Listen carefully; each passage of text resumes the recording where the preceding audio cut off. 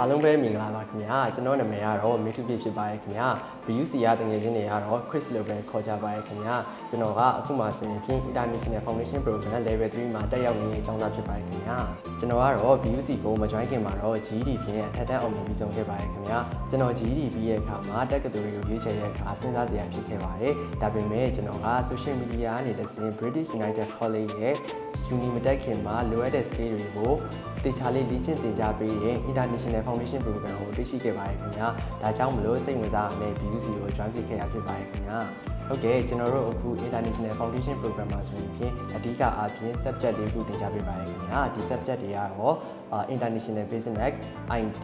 Academic English နဲ့ Mathematics တို့ကို Professional Teacher တွေနဲ့အတူ BUC မှာတေချာလေ့ကျင့်သင်ကြားပေးနေပါရဲ့ခင်ဗျာကျွန်တော်ကတော့ BUC ကိုမရောက်ခင်မှာတော့ business နဲ့ family မဖြစ်ခဲ့ပါဘူးခင်ဗျာဒါပေမဲ့ကျွန်တော် BUC ကိုစတက်တဲ့အချိန်ကနေပြီးတော့ business သင်တဲ့အချိန်တိုင်းမှာ teacher တွေရဲ့ teacher group တစ်ဆိုင်သင်ကြားပြသမှုတွေကြောင့်ကျွန်တော်က business အချိန်မှာဆိုရင်အလွန်ပဲစိတ်ဝင်စားမှုတွေတက်လာခဲ့ပါတယ်ဒါအပြင် business အချိန်ကိုပေးချိန်ရောက်မလဲပေးချိန်ရောက်မလဲဆိုပြီးတော့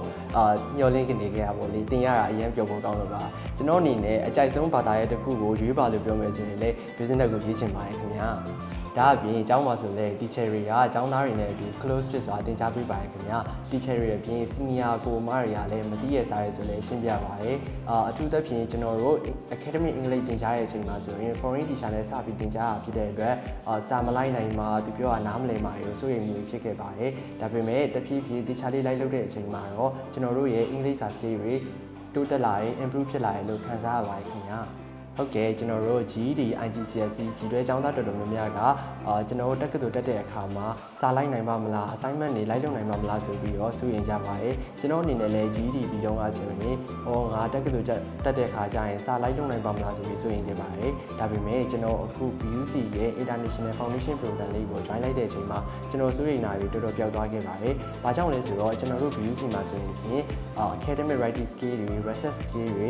presentation skill တွေနဲ့ T1 နဲ့ဘယ်လိုလုပ်ဆောင်ရမလဲဆိုတဲ့ຢာတွေကို professional teacher တွေကတေချာလေးသင်ကြားပေးရဖြစ်လို့ကျွန်တော်အနေနဲ့ဆိုရင်ဖြင့်တက္ကသိုလ်တက်ဖို့အတွက်ယုံကြည်မှုတွေပုံမှုရှိလာပြီဖြစ်ပါတယ်ခင်ဗျာ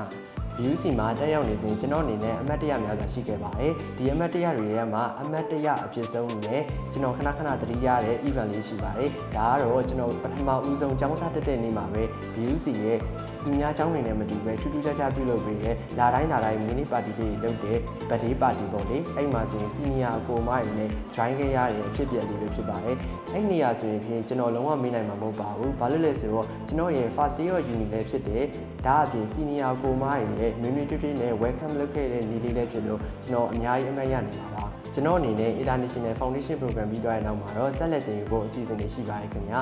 အထူးသဖြင့်ကျွန်တော်က business မှာစိတ်ဝင်စားဖြစ်တဲ့အတွက် higher diploma in business ကို BUC မှာပဲဆက်လက်သင်ယူဖို့စီစဉ်ထားပါတယ်ခင်ဗျာ GED IGCSE ကြီးတွဲပြီးသွားတဲ့ညီငယ်ညီမငယ်လေးများကို BUC မှာလာရောက်သင်ကြားဖို့အတွက်ဖိတ်ခေါ်လိုက်ပါတယ်ခင်ဗျာဘာကြောင့်လဲဆိုတော့ကျွန်တော်တို့ BUC မှာဆိုရင်ပြင်အသင်းလျော်သော school premier နဲ့အတူ top ranking 33ရှိရဲ့ University of Sunderland ကပေးအပ်တဲ့ပွဲကို duration အချိန်2နှစ်ခွဲအတွင်းမှာပဲ local မှာယူလို့ရဖြစ်တဲ့အတွက်